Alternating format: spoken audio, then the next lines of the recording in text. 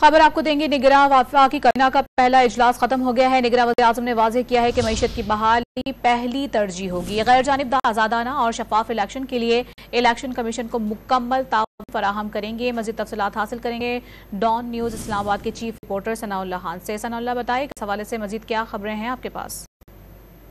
देखिए, एक तो ये पहला इजलास था, कोई फॉर्मली एजेंडा था नहीं और वज़ीर-ए-आज़म ने अपनी डायरेक्शन दी है। इसके अलावा सेक्रेटरी कैबिनेट ने जो काबीना के रूल्स रेगुलेशन हैं और उसका तरीकाकार होता है, काबीना को उससे आगाह किया है। लेकिन 3-4 चीजें बड़ी अहम हुई हैं जो हमें ज़राए ने तस्दीक की। एक तो वज़ीर-ए-आज़म ने वाज़ेह कहा है कि इक़्तिसादी बहाली हमारा पहला एजेंडा है, तरजीह है, और इस हवाले से उन्होंने एक कमेटी बनाने का भी, हाई लेवल कमेटी बनाने का ऐलान किया। इकनॉमिक रिवाइवल कमेटी नाम होगा।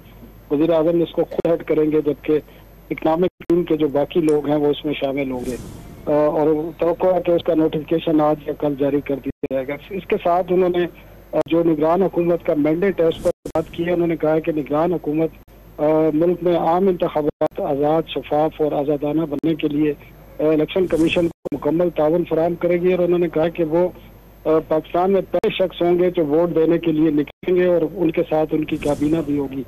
तो बड़ी अहम बात थी। इसके साथ उन्हें जो इस्लामाबाद में वाक़या हुआ है उसके बारे में भी बड़ी सख्त बात की है। उन्होंने कहा किसी सूरत शरपसंदों को बर्दाश्त नहीं किया जाएगा और मुल्क में एकदम बर्दाश्त, खासकर अक़लियतों के खिलाफ वो बर्दाश्त नहीं की जाएगी। उन्होंने जो कायद-ए-आज़म का इस हवाले से जो खिताब था 11 सितंबर का था, 11 दिसंबर का, वो भी उन्होंने पढ़ सुनाया और उन्होंने वाज़ेह किया है जब तक निगरान हुकूमत है, जो उनका मैंडेट है, उसमें रहते हुए वो इस किस्म की कोई जो शरपसंदी है और शिद्दत पसंदी है वो बर्दाश्त नहीं की जाएगी और सख्ती से इस बारे में जो है इक़दाम किए जाएंगे। जी, निगरां वफाकी काबीना का पहला इजलास खत्म हो गया है, जिसकी तफसीलात बता रहे थे डॉन न्यूज़ इस्लामाबाद के चीफ रिपोर्टर सनाउल्लाह खान। बहुत शुक्रिया आपका।